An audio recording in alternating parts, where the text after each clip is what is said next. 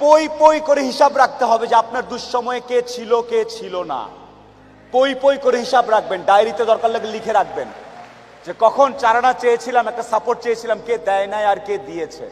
যারা দিয়েছে তাদেরকে মাথায় তুলে রাখবেন, আর যারা দেয় নাই তাদেরকেও কাছে রাখবেন, because you must keep your enemies. আমরা আমাদের শত্রু যারা আছে, যখন তারা কোনো কারণে বিপদে পড়ে, তখন বিপদে পড়ার পরে যদি তারা আমাদের সামনে আসে, আর আমাদের সামনে যখন আসে তখন আমরা বলি হ্যাঁ এখন আমি মজা বুঝাবো। মজা কাকে বলে? আমার সাথে এমন করছো, এখন তোমার সাথে আমি তার ডাবলটা করে তোমাকে দেখায় দেব। এটা মুসলমানদের আখলাক নয়, এটা মুসলমানের চরিত্র নয়, এটা মুমিনের চরিত্র নয়।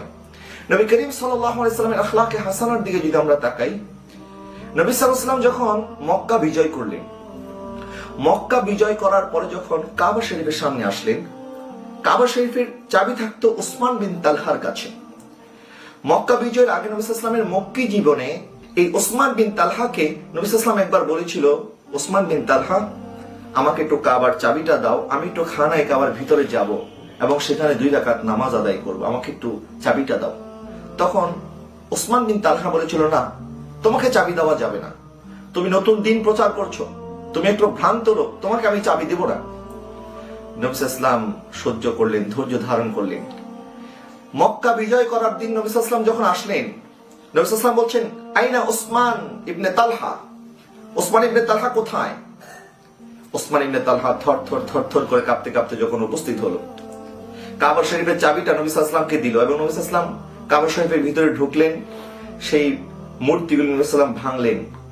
যখন আমার আকা সাল্লাল্লাহু আলাইহি ওয়াসাল্লাম কাবা শরীফ থেকে বের হয়ে আসলেন, সাহাবায়ে কেরাম অপেক্ষায় ছিল যে এবার দেখা যাক নবী সাল্লাল্লাহু আলাইহি ওয়াসাল্লাম কাবা শরীফের চাবিটা এখন কাকে দেয়।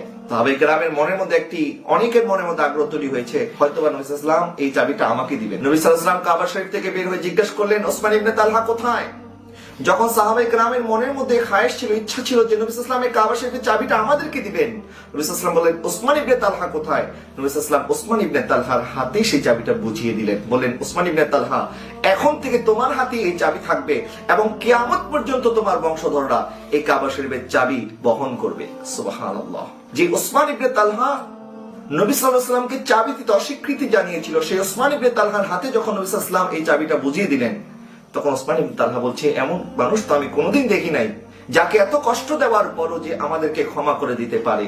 এই চাবিটা আবার আমার কাছেই বুঝিয়ে দিল, আমি কেন কাফের থাকবো, আমি মুসলমান হয়ে যাব। কালেমা পড়ে মুসলমান হয়ে গেলেন।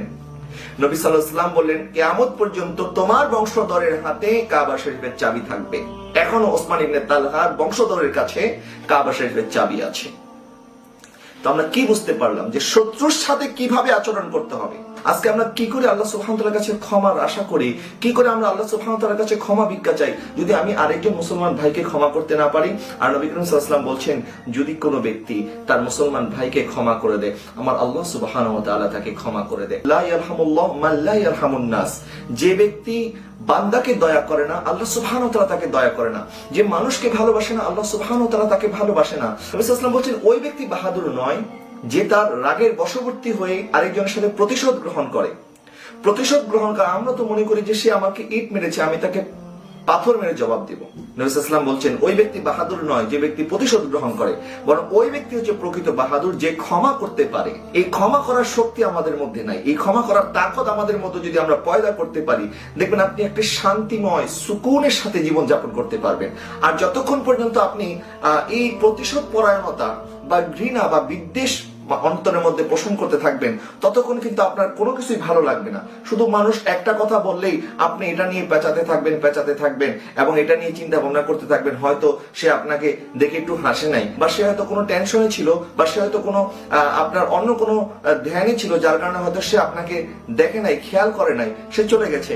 আর আপনি সারাদিন এটা নিয়ে বাস, সে আমাকে কেন দেখলো না, আমার দিকে কেন তাকিয়ে হাসি দিল না, আমাকে কেন সালাম দিল না, আমার প্রতি কেন সেই ধরনের অবজ্ঞার চোখে দেখলো এবং সেই ধরনের কাজ কেন করলো আমি তাকে দেখে দেব, এই যে সামান্য থেকে সামান্য বিষয় আমাদের ভিতরে এই যে একটি গুরুর তৈরি হয়ে যায়, অহংকার তৈরি হয়ে যায়। কিছুদিন আগে আপনারা হয়তো পত্রিকার শিরোনামে দেখেছেন যে ঢাকা বিশ্ববিদ্যালয়ে এক ছাত্রকে হত্যা করা হয়েছে, শুধুমাত্র তার অপরাধ কি, সে তার বড় ভাইকে সালাম দেয় নাই। অথচ আল মুসলিমু মান সালিম আল মুসলিমুনা মিন লিসানিহি ওয়া ইয়াদিহি, নবী করিম সাল্লাল্লাহু আলাইহি ওয়াসাল্লাম বলছেন মুসলমান তো সেই ব্যক্তি যার হাত থেকে, যার মুখ থেকে আরেকজন মুসলমান নিরাপদ।